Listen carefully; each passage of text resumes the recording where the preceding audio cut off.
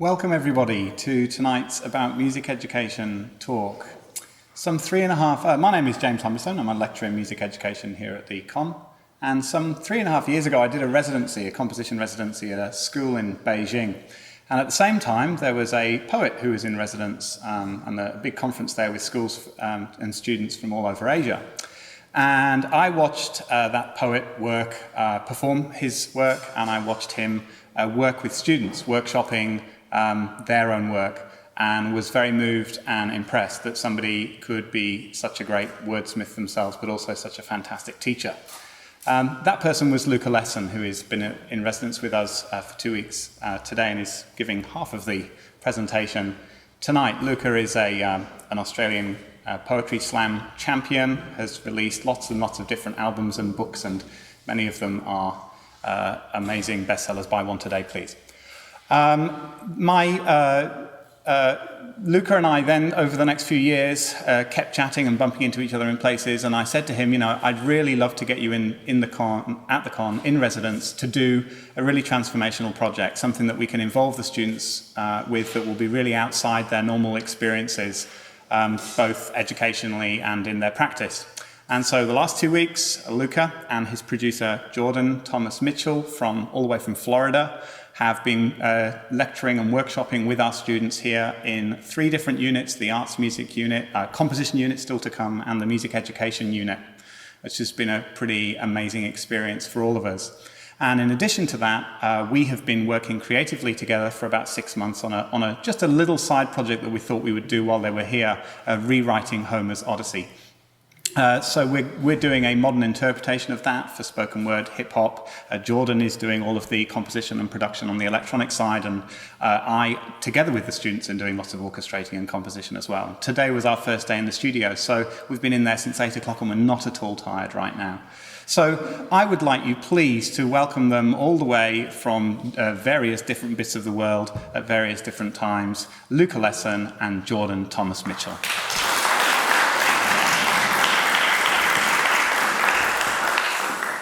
Hi, I'm Luka. This is Jordan. Hello. We're here presenting this short talk. We hope that we get to give you all of the information you need. Instead of talking at you for the first kind of 20 minutes and talking about our practices, we thought that we would show you our practice. And that is that we are going to make a rap song in 15 minutes with your assistance. So, I need 6 words to begin with so that I can include them in my rap to prove to you that I'm not hiding a piece here that I've already written. So, who wants to give me a word? Turbulence. Second word? Humberstone. Humberstone. Well, I already got the rhyme word there. Cumbersome. Turbulence, Humberstone, residence, or presence.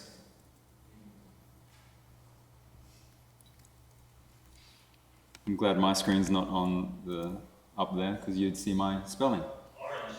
Orange. Thank you. Let's get another one just because you put your arm up as well. Caricature. That is 6. Awesome. Two of them are misspelled out of 6. You're welcome. All right, I'm going to start on that, and while I'm doing that, Jordan is going to take over and create a beat. Okay. So I have 2 drum breaks here, and I'm going to process them, see what I want to do with them.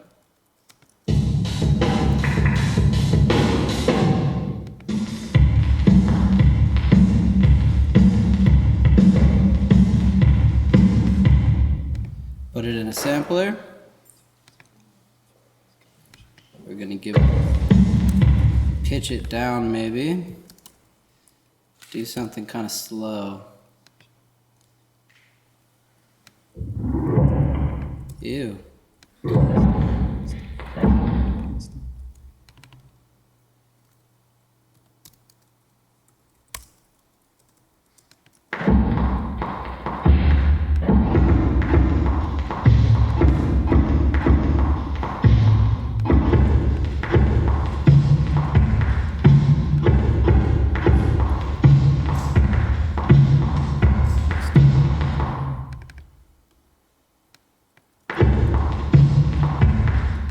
Too fast.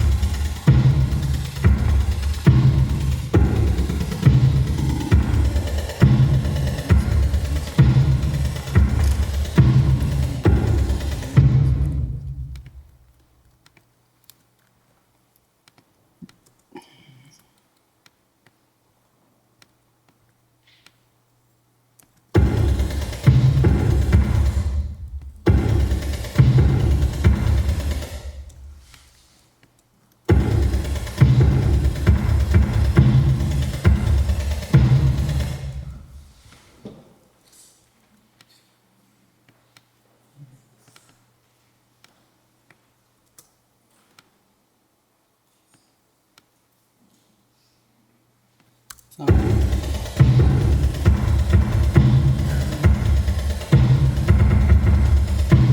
No.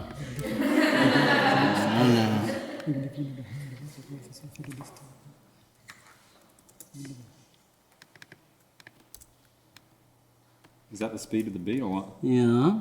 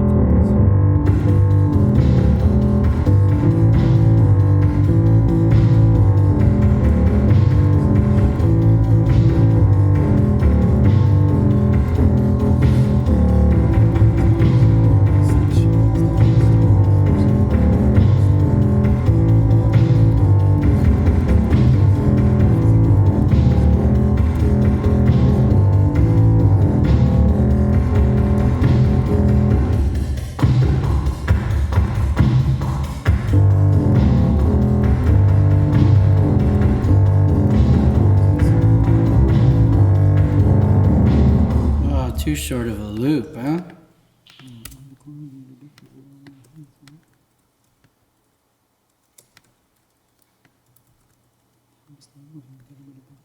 Actually, let's go like this.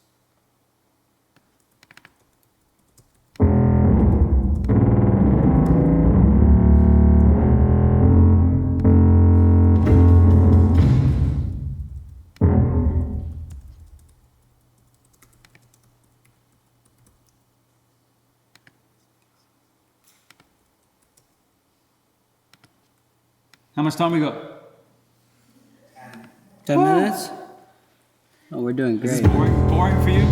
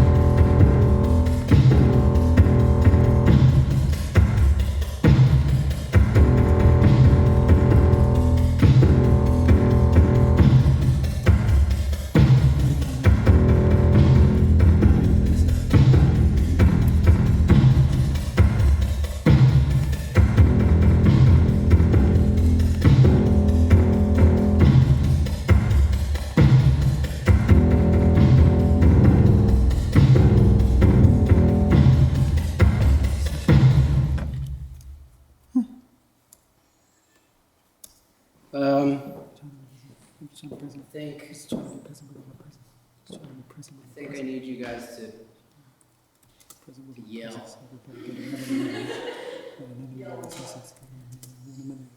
I don't know, but I think it has to happen all at the same time.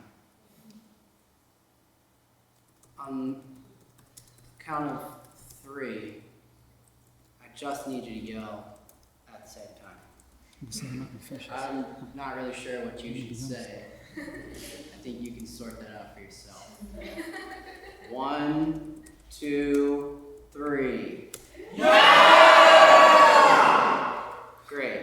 I think now we should try it a bit more punchy. So, pull it back real fast. Just want a nice sharp burst. Quick dynamic, fast decay. 1, 2, 3. Fantastic. Can you also clap for me in the same fashion? 1, 2, 3. Good. Let's try one more time. 1, 2, 3. Just because I'm here, let's try a foot stomp. This might not work, but we'll try it. 1, 2, 3. Okay.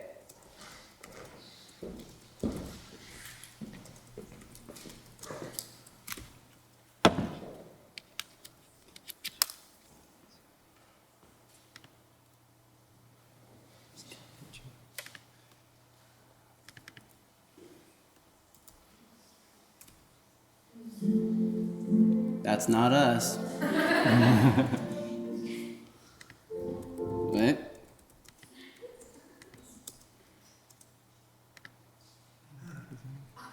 Nope. Nope.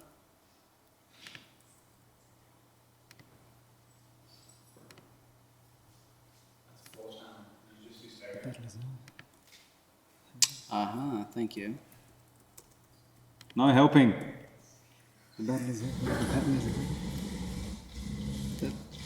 I think these are the ambient recordings from the class. From the class.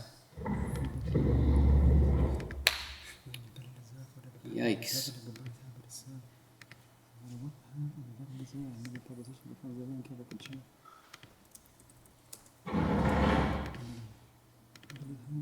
That might be us. We'll try it. Yeah, here we are. 1, 2, 3. Okay. Clap for me. 1, 2, 3. Good. I think I like this. Oh, there's the transient. Second one looks better. Ooh.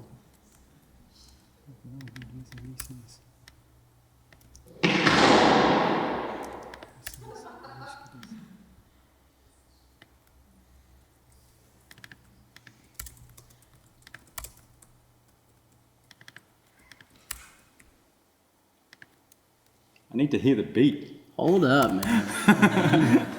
It's coming. I had to get some claps.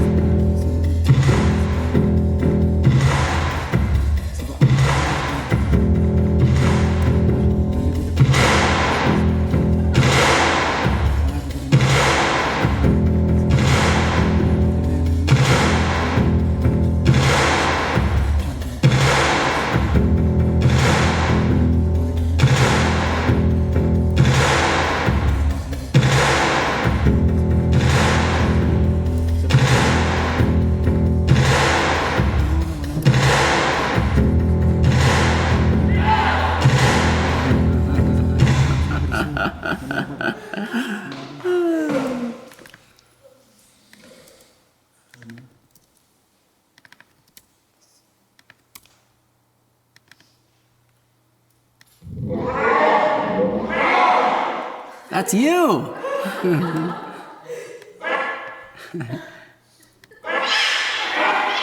I don't know, what are you guys, chipmunks or pirates?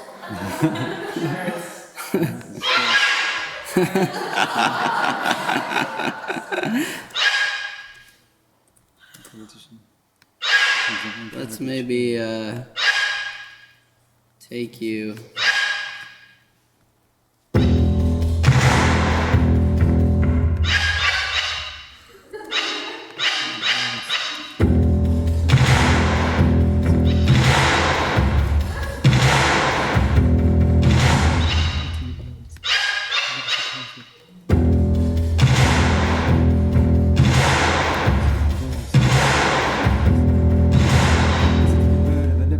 Not good enough.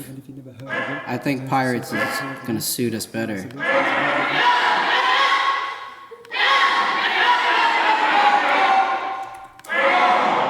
Oh.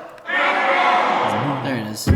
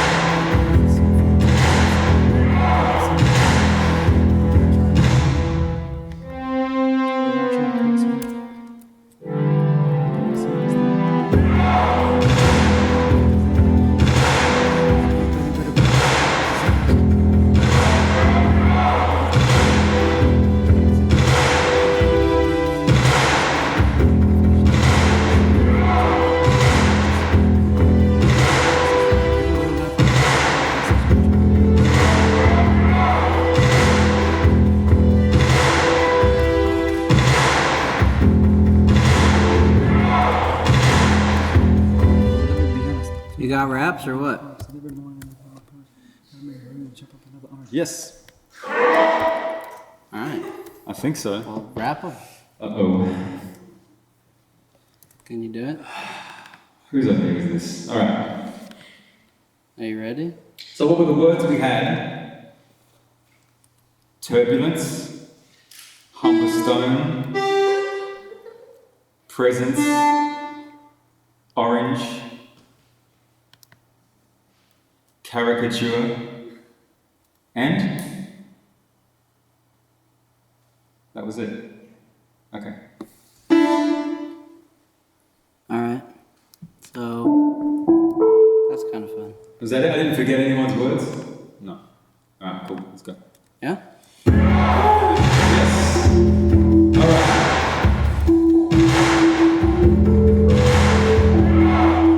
Never superfluous. Catch the beat. Listen to the burden. You never superfluous. Even if you never even heard of it. The earth is so full of turbulence. People think the solution is murder. But behind the stones, the difference is a guy named Humble Stone. Watching his belly with a palm stone. Think he's Sebastian's back off the boat. I like to get his number though, so he can have us building this Odysseus. Please give this man an Odysseus so he can finish every single piece of this. I'm trying to be present for presence. Everybody got to never have lessons. Even though life never come as a session, I'm trying to confess these confessions. So let me be honest, I feel like life is foraging in the forest. Every morning when I wake up, I milk my porridge. And I feel like some fruit, so I chop up another orange. So the pattern is heard. Whatever pattern is happening, everybody's absurd. No matter what this rap is a curse. You should know that every single politician becomes a caricature. And we never even heard. So we all think we go to church, but it never really happens, so we know it's absurd. Now, we just freestyle it, never even know what I'm speaking. It's just some things that come from my mind, but I know that they're meant to time to describe. I think that I prefer this without the words at the top of the words, and I feel this. And I know that my heart is intertwined with these words that I'm feeling. So we just want to speak. No pen, no paper, no tweaks. Nothing but deep on the mic when I speak.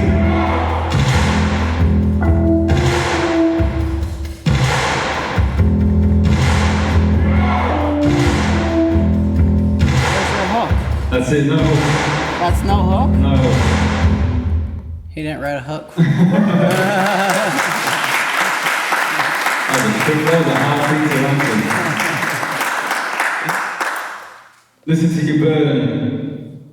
Listen to your burdens, they're never superfluous. Even though you never even heard of it, the earth is so full of turbulence that people think the solution is just murder them. So we're under clones. The only difference is one guy named Humber Stone, washing his belly with a pumper stone. He thinks Sebastian back is his lover though. I like to get his number though, so he can help us build this Odysseus. Please give this man an anesthetist so he can numb the pain and just finish every piece of this. I'm trying to be present with my presence. Everybody got an element of this essence. Even though life's lessons never come in every session, I try to just confess all of my confessions. So let me be honest. I feel like life is like I'm foraging through the forest, and every morning while I'm opening up my porridge, I feel like some fruit, so I chop up another orange. The battle is earth. Whatever pattern that has happened, everybody's habits become absurd. No matter whether this rap is a curse, you should know that every politician becomes their own caricature. Cool. Thanks, guys.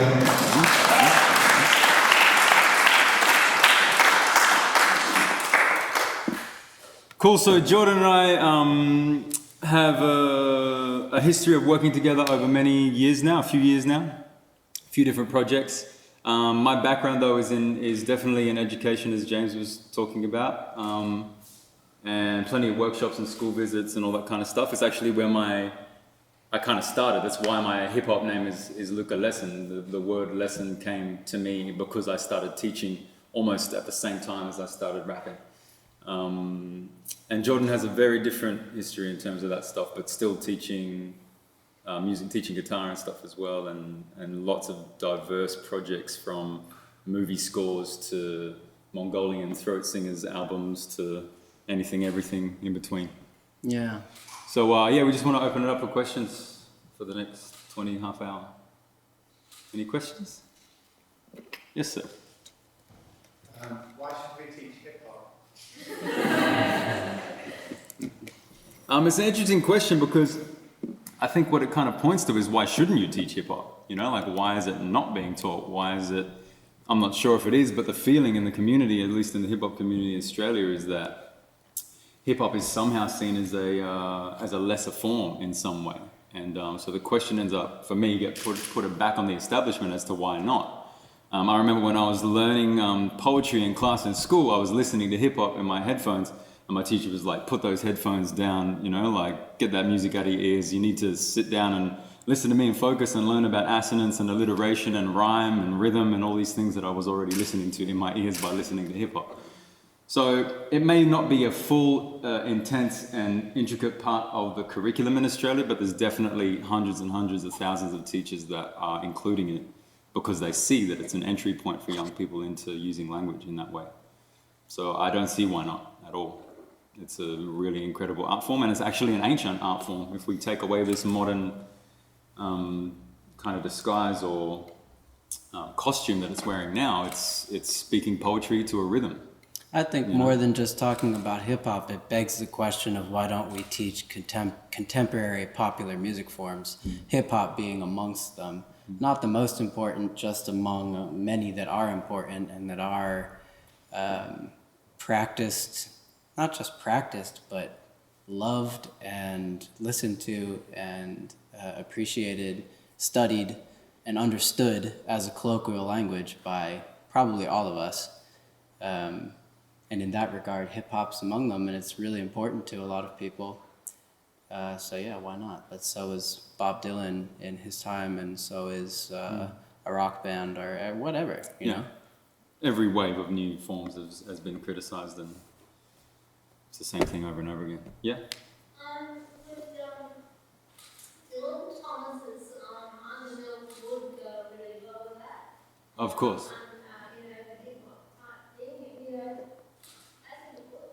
Yeah, for sure. There's a lot of conversations about that in classrooms at the moment as well, where teachers are, not necessarily with that particular piece, but definitely with Dylan Thomas and even Shakespeare and like lots of different poets who are regarded as a part of the canon, being set alongside hip hop and music that speaks of modern day struggle, that mimic each other, mirror each other, for sure. Yeah. Well, one aspect of hip hop is dance, not just music. Yeah. What do you think about the British dancing part of it? What do I think about what dancing? The dancing aspects of. What do I think of the dancing aspect of hip hop? Yeah, British. Oh yeah. Hip hop, technically, if you come up in hip hop, you quickly learn that there are 5 elements of hip hop. So hip hop in terms of rap is just one thing. So there's 5 elements. One is the rap, one is the music, one is the graffiti or the art, the visual art, and the other is the dance. And the 5th one is knowledge, which is meant to bring all those different elements together. So definitely, I think hip hop dance is a huge entry point as well for young people to getting into dance forms. Super athletic, incredibly technical, very difficult, always evolving, massive industry, massive competitions worldwide. I definitely have been to schools and do see the benefits in young people when they are allowed to express themselves in those forms, for sure. Yeah, I know there are some classes which actually teach hip hop as dance. Yeah, definitely. Do you collaborate with them? I've collaborated with dancers. I'm not a dancer, but I've collaborated with dancers in my art form in terms of, like, for instance, getting on stage and performing a poem or a rap with a dancer. I've performed with a hip hop, with a crump crew, but with a poem, not with a rap. Just got up and spoke a poem, and they were dancing to the percussive nature of the words. So definitely there's crossover. Yeah. Does hip hop in mainstream culture represent what you The answer is yes and no, because on the one hand, who is the king of hip hop that can say this is or isn't? Hip hop was founded in definitely a center of oppression and people speaking about political issues, but also was centered in partying and having fun. I do know that the form has separated in that it makes more money for record companies to make music that is a bit more shallow and more marketable to wider audiences and the groups that originated that were political have fallen away. People haven't come up now going, oh, I'm going to be that political artist or that artist that is very intellectual, not even political, because they don't usually get picked up by labels at the moment. But so I don't know if I can say this is real and this isn't real. My personal opinion is that it is a springboard and an opportunity for young people that come from hard backgrounds to be able to learn dance, art, music, and literature without. It's what they call a street university. They get to learn from each other from this thing they call the nation of hip hop. I don't know. You have an opinion I think that the point maybe identifies that there's a mainstream trend in hip hop that you could ask a question about, whether it's okay or not. Misogyny, racism, substance abuse, however you want to call this. And then what Luka's talking about, which is something like heritage hip hop, or something about the origins of hip hop culture, and going, these are ostensibly wholesome disciplines. And the foundation. They are the foundation of the beginning of the art form. Right. And it's grown and changed. But I'm not going to go up to Kanye West and say, you're not hip hop. You know what I mean? Because he is hip hop. And everything he says in his lyrics are hip hop. It's kind of like saying, oh, do you like violence or do you support all kinds of poetry? You know what I mean? It's like some poems are good, some poems, you don't like. Some poems are sexually explicit. Some of them are wonderfully floral and romantic. It's just another genre that we... Well, I mean, it's like condemning Wagner for him being used by the Nazis in a way. I mean, or Heidegger being a Nazi in academia. What's up? If you were to teach me hip hop in a school setting, what lessons would I take away from that that I could use in life that you feel are the reasons why hip hop should be taught? For the main part, unity, connection of people in the class being able to call themselves a part of a hip hop nation, which is this idea that hip hop is spread around the world and everybody can be a member no matter where and what their background is. Secondly, your vocabulary. If you're working with me as a spoken word artist or a poet or a hip hop artist, as a rapper, your vocabulary will expand, your knowledge of words will expand, your knowledge of etymology of different words, your use of even your own language if you have a second language, your pride in your culture if you have a second language or a culture that you originate from and you're living in a colonial state, for instance. Those kind of groundings of personal belief are something that are really powerful in what I teach, especially when you consider that they say that the two biggest things that people are fearful of in the world are death, number one, and secondly, public speaking. So if you can overcome public speaking, and you would all agree that's why you're laughing, if you can overcome that, even if you never become that as your job, then it sets you up. So I go from a school setting and teach young people how to stand up in front of a crowd, not move their feet, be fully strong and be proud of who they are and speak their truth. And then I go and teach CEOs at a management, course at Sydney Uni that I do every year. And they do exactly the same thing because they're trying to learn the same stuff, for their ability to be able to be leaders in their different departments in their lives. So those things are very much connected, and they are very important for young people to be able to express themselves and feel like they're not being talked over or talked at. And I've seen young people develop from that tiny seed into being able to do many other things with pride and confidence. At the same time, I don't think it's necessarily that you have to adopt a hip hop ethos to use it as a tool for talking about creation, for talking about artistic creation, and talking about methods of music production, lyric writing, performance. It's a style among many other styles, and it's a very popular style that a lot of people understand and respect in our contemporary world. So it's why wouldn't you reference it? Again, I don't think you need to adopt the ethos of it. It's more about talking about things that are relevant to people. It's a framework that you can learn tools from within. Yeah.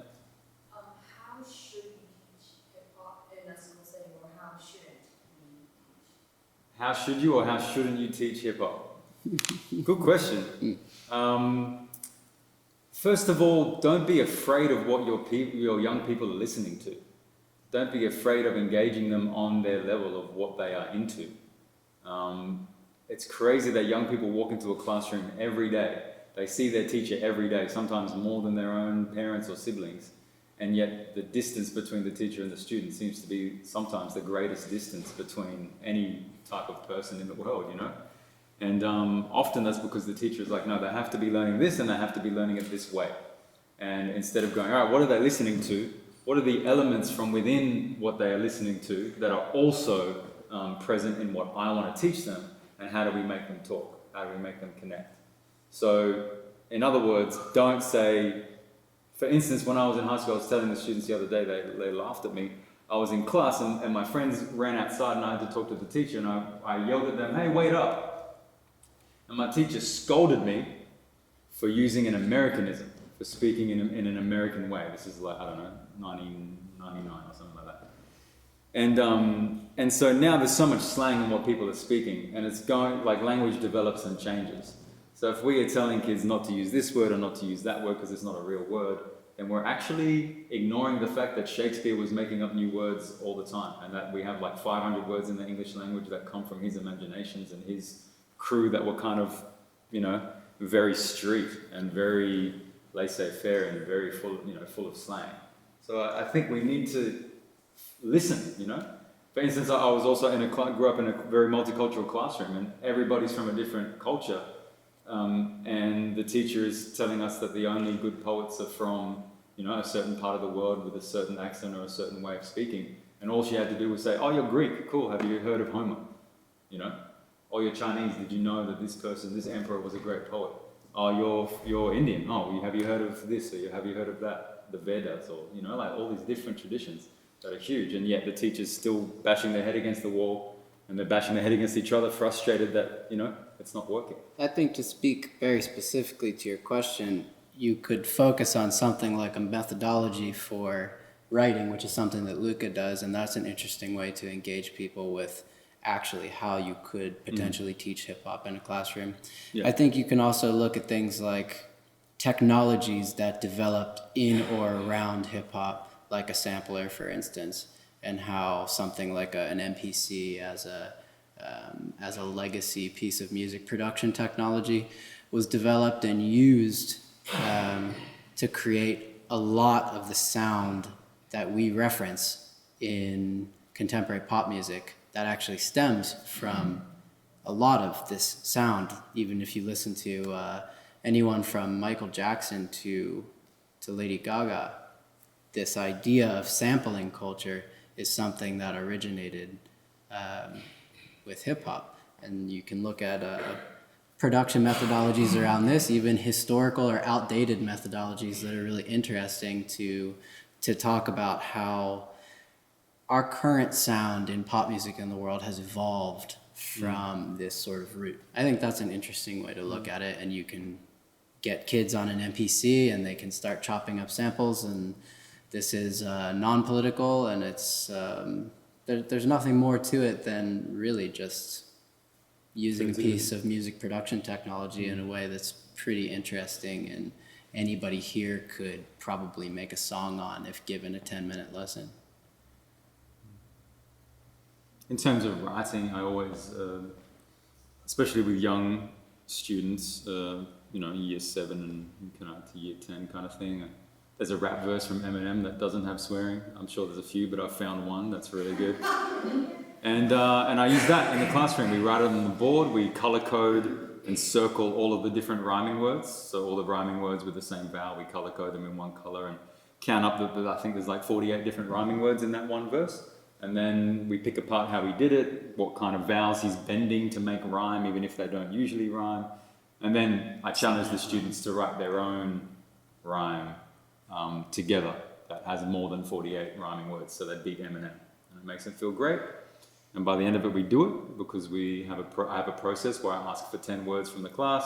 For each word, I ask for 10 rhyming words for each word. So we end up with a pool of 100 words around the side of the edges of the board, and then in the middle we fill in a rap. that makes sense in some way. Much better than mine that I wrote today. And they end up with a rap and they feel good that they've made something that kind of beats Eminem, and they realize how it's happened. Yeah. So hip hop throughout its history, it's been a contentious musical expression. I remember when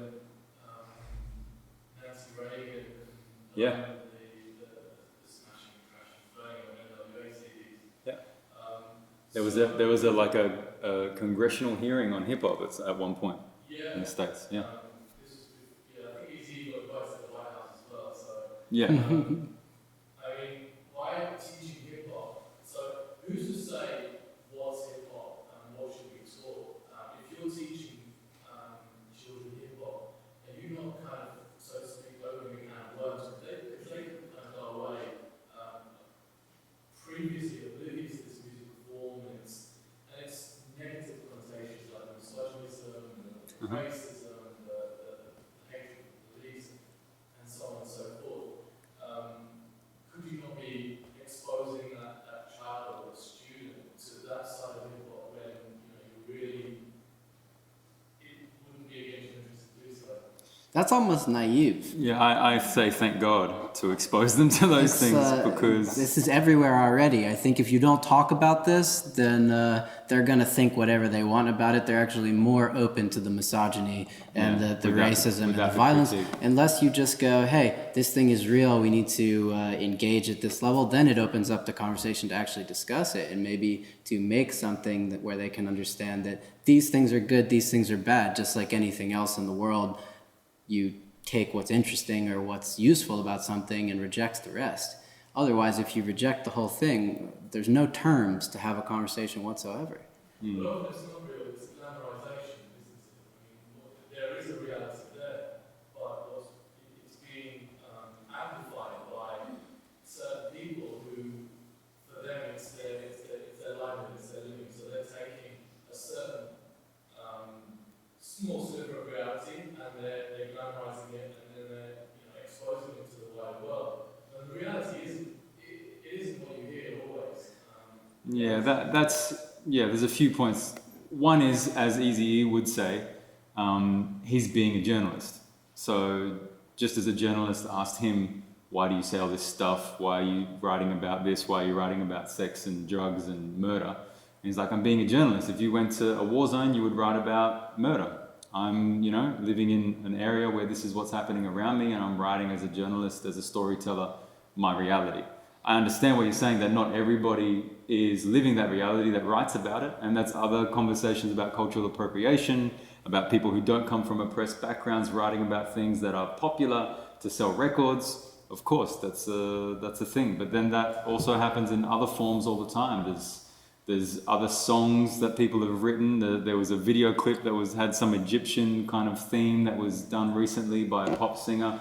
She doesn't come from Egypt. I'm rewriting the Odyssey. I'm as a Greek Australian, I'm sick of people getting up and performing the Odyssey in English accents. And this isn't the point there, you know what I mean? The point is that somebody like Rick Ross, who makes his living, he's the kind of person you're identifying, who's making millions of dollars selling a made-up story about him as a violent drug dealer who kills people, who moves bricks of cocaine, yada, yada, yada. It's a fictional narrative, and when he releases a record, 500 million people buy it in the first week. Not 500 million people, excuse me, but a lot of people. Millions and millions of people buy his music. And that is the fact of the matter. Whatever you want to argue about his fictitious narrative is something different. It's kind of irrelevant. The fact is that kids are buying it or otherwise getting it, listening to it, enjoying it, and to some extent buying into his fiction. And I think that's more of the reality. Why not go? Yeah, but you're saying you're better to have young people engage with that conversation about what's happening, yes, than to reject it and have them get even more excited about it and not realize that it's a fake thing. Yeah, the reality is they're consuming it anyway. Yeah. I'm not fully convinced of that, because I also think that we're going to have our own panel right here. Yeah, please, engage. Yeah. I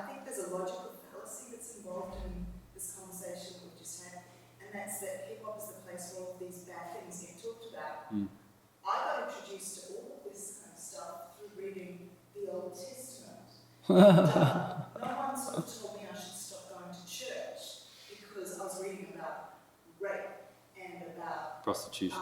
people who had multiple wives who sent their concubines out to be raped all night because they wanted to protect a guest who was in their home that day. I mean, the stuff in the Old Testament is, there is nothing out there in hip-hop that's going to go any worse than the Old Testament. So we just need to kind of take a bit of a chill pill about culture here because Shakespeare's doing it, hip-hop's doing it, everybody's doing it. So English literature is doing it. that's just what I mean, I'm for a woman who was reading traditional English literature, the general racism and sexism, male students may never have noticed it, but I can promise you all teenage girls noticed how women were talked about in all those novels. So now that's an interesting conversation, is to say what is actually going on through these literary forms, and to go, now it's a contemporary literary form, look at the thread. But then then the question begs itself to be asked, why has hip hop come under so much scrutiny when these other forms haven't been? It doesn't feel as fictional. Racism. It doesn't feel as fictional? Well, you read that it's a story. Rick Ross, I don't know if that's his life or he's just a dude who looks like that and he's telling his story, he's telling a fictitious story. Right. My kids can't tell the difference. They go watch a movie and it's a movie. They go listen to a Rick Ross lyric or they don't know. So you're more likely to stop them from listening to Rick Ross than go see a violent or sexual movie? As a parent, it's your job to educate. It's the same So thing. it's not that complicated. Right. It's for them, here's a movie, or here's Harry Potter, fiction is written all over it. They're going to listen to someone that's overly sexualized and, it's on music videos. They don't see the fiction in that, they see that that's just them. Yeah. Well, we'll do that. Interesting. They do it, I have to explain to them that actually that's the performance. And that's I'm wondering what your experience is about that in terms of that, asking that question before, man. Just like in terms of you knowing that it's been critiqued for so long, maybe more than other art forms, and now being afraid of opening the doors to young people to an art form that they already have access to. In terms of the floodgates, I'm wondering what the theories of the floodgates and why is there no floodgates also towards rappers that are extremely intellectual and extremely, incredible at their art form, like Lupe Fiasco or Kendrick Lamar or whatever else. So yeah, I'm not arguing against the existence of this music. It's just, I guess, my original point was, who is going to be deciding what to take away from hip hop? What features of hip hop can we learn from? What can't we learn from? Because if we're teaching, obviously, I'm assuming that when you say teaching hip hop, you're not talking about teaching graffiti. You're talking about the language, right? You're talking about perhaps the language and knowledge, or you're talking about everything. And who's going to decide what my child is exposed to in such a setting? Because if he goes away and starts listening to Rick Ross talking about how everyone should be a drug dealer, everyone should be, moving money and this and that, there's a hazard there, I think. Yeah, for the first part, in my philosophy in life and as an artist, you can't be a gatekeeper of anything, and if anything, people should be exposed to as much as possible. I've had my own poems be reworked and performed on the other side of the world. I'm not going to go sue somebody. You can't control what somebody listens to and redoes and changes and flips, and I'm not a parent yet, so I don't know that burden that comes with that as well. But I guess my answer is that all of this stuff similarly is in everything, and there is, I have learned so much from hip hop artists. I've learned so much history, so much strength, so much humility, compassion from different rappers. And when I want to, I listen to Drake because I like to listen to ridiculous shit too. To misogynistic music. Yeah, Okay, we have to finish in 2 minutes, so let's take the last couple of questions. What's the entry point then? What should we be teaching to start with? as an example of an entry point of hip hop artists that you should just head towards. Yeah, so like Well, there's a balance. There's a balance because some young people aren't going to be interested in unknown rappers, right? And others are going to be very impressed by a known rapper. So like I said, if you can go through it all, go through Eminem tracks, find things that you think that there's a track that I was listening to the other day that's called Best Friend by Yellow Wolf and Eminem. Not Afraid by Eminem is the track that has the third verse of it, doesn't have any swearing in it. But then again, there's rappers like Common Sense, who's like a really lovely guy who's quite famous. There's Performing tonight, right? Performing tonight actually In Sydney. with Talib Kweli, another really great rapper from New York, who's also politically minded and very self-aware. There's many things. If you, we can talk afterwards, and I can give you conversation. And there was one more here. Oh, I was just going to say, it seems like, there's two parts here about teaching that seem to be covered. One is, like our history, we'd be discussing the history, like a literature course. The other is like a studio curriculum, where you were talking about the how-to. It's different to teach kids to paint, as opposed to teaching them about the great painters. But they inform each other, no? I mean, you need to make the history. You don't usually do one in the same classroom. Right. You don't teach kids to paint while we're teaching our history. Right. So, the curriculum needs to be developed. Teachers need a curriculum guide to do one versus the other, studio versus history. And, point people in the direction where they could develop a curriculum, because most teachers are not hip-hop artists.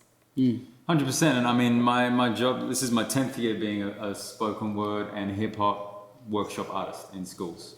So I started in 2006, and I've literally visited hundreds of schools in Australia and around the world. And it's great that there's no curriculum, because they ask me to come in and teach.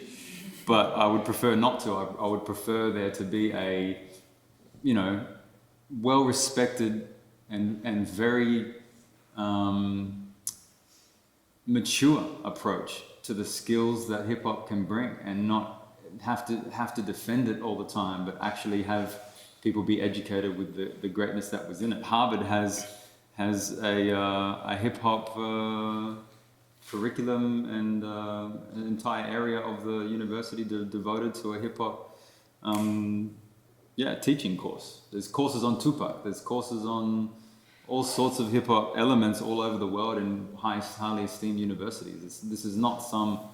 in Australia, we seem to still be kind of approaching these issues that most other places have already figured out long before us because of this conversation.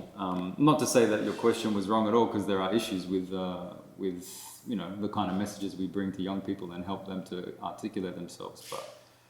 But I do think that we continuously have to talk about things that are often from other cultures, and like you were saying, if racism is an element, I'm not surprised. And I think that it's kind of a waste of time, and we need to get our hands dirty with these things. We really need to dig in and kind of go, this is a beautiful art form that is just as diverse as any other art form, and we can pick the good and run with it. And young people are running with it anyway, so we may as well run alongside with them. Anyway. When we got the permission from the Conservatorium and the support to run this lecture series, I said that I wanted every single talk that we ran here to firstly be short, so that there was always time for a dialogue at the end of it, either a panel or question and answer as we've done today, and that I wanted them to be either inspirational or provocative. And personally, I feel like I had a bit of both today. I was a little bit inspired by what they could do very quickly, and it's been amazing working with these guys in the studio and in the classroom over the last 2 weeks. But there's I think, a really important discussion that needs to be had. If I've opened a can of worms by inviting them to come and speak today, then that's a wonderful thing. I think it's a real important, any kind of cultural conversation is a really important conversation. In 2 weeks, we're going to be back here to hear another provocative title, Why Piano Lessons Are So Today, so this year, so this century, or not. With our own, Sydney's own, Alyssa Mills. So that's a fantastic one to come back for in 2 weeks. That'll be the last one of this semester. But for now, please join us for a glass of something and some nibbles in the foyer outside. And please thank Luka Lesson and Jordan Camp.